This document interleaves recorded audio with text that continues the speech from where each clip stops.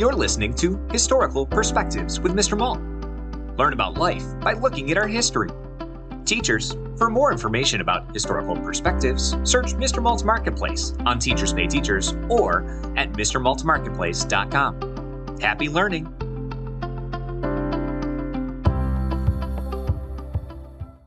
Eclipses. Do you know how people photobomb each other? They jump into a photo and block out somebody else. Well, an eclipse is kind of like space photobombing, but it's completely expected. Astronomers predict exactly when and where eclipses will happen. It's all based on specific positions of the Earth, the Moon, the Sun, and the viewer. The view from Earth offers two kinds of eclipses, solar and lunar. A solar eclipse is when the Moon's orbit moves along a narrow path right between the Sun and the Earth. Although the Moon is 400 times smaller than the Sun, it is just the right distance from Earth to completely block the Sun. So, for a few minutes in specific locations, it looks dark in the daytime. The moment this happens is called a total eclipse or totality. A total solar eclipse is like the Moon photobombing the Sun. It's in front of it from our view.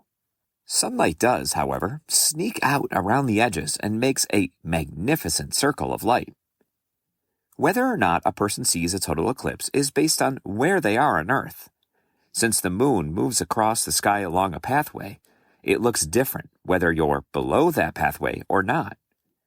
NASA's website shows the exact times and length of darkness to expect along that path in April of 2024. If a person is viewing the sky from just outside of the pathway, they will see what's called a partial eclipse. That means that some of the sun will still be visible. The second kind of eclipse also involves the Earth, the Moon, the Sun, and the viewer. It's called a lunar eclipse. The Earth is the planet photobombing this time. It moves between the Sun and the Moon. Normally, we see the Moon at night because it reflects sunlight. In a lunar eclipse, the Earth blocks the Sun and casts a dark shadow across the Moon. Lunar eclipses can be partial or total too, depending on where the viewer is. There's a lot of excitement about seeing the total solar eclipse in April of 2024 because they are rare. According to NASA.gov, in any given location on Earth, a total eclipse happens only once every 100 years or so. That's why campsites and hotels along the pathway in the U.S. sell out long before the event. Lunar eclipses are not as rare.